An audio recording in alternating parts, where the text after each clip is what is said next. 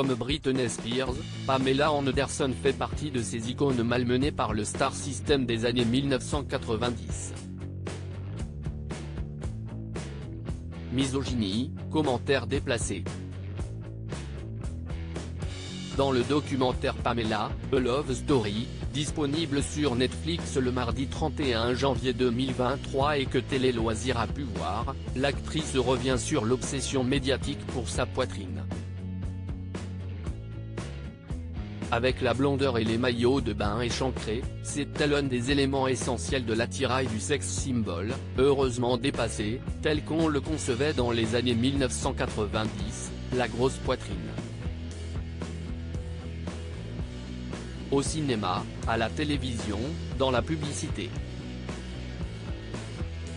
Les seins s'affichent partout, en particulier ceux d'une icône de l'époque, Pamela Anderson. Au point d'en faire son trait distinctif, synonyme de célébrité mais aussi des pires humiliations.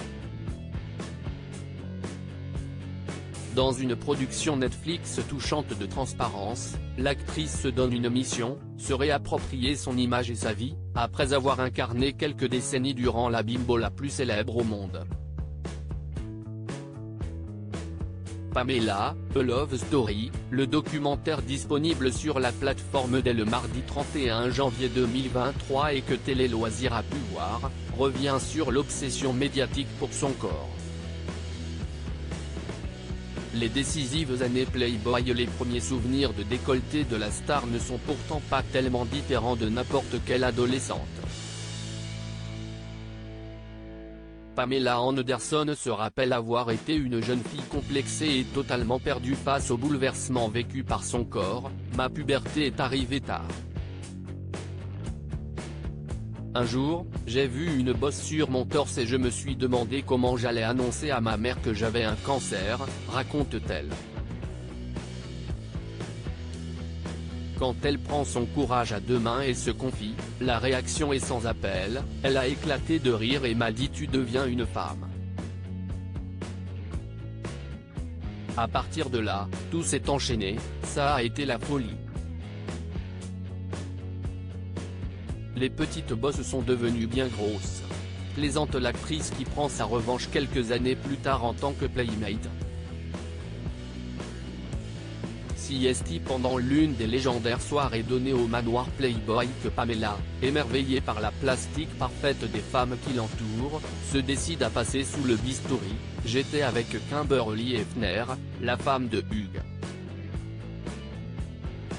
Elle m'a dit elles se sont toutes faites opérer et j'ai dit je dois signer où ? Se souvient-elle. Je trouve ça déplacé de poser ce genre de questions à une femme. Peut-on parler de vos seins ? Ou avez-vous été opéré ?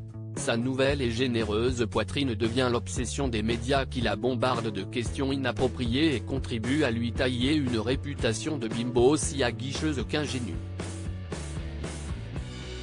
Je ne savais pas mentir en interview, donc quand on m'a demandé si j'avais fait de la chirurgie esthétique, j'ai répondu et c'est comme ça que tout a commencé. Mes seins ont fait carrière, je les ai seulement suivis, juge-t-elle. Voilà qui suffit à faire de la star un objet public à la merci de tous les commentaires, plus intéressante pour son physique que pour sa carrière.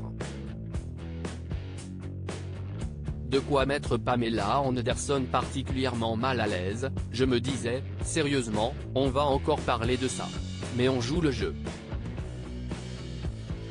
Je ne vois pas en quoi c'est intéressant.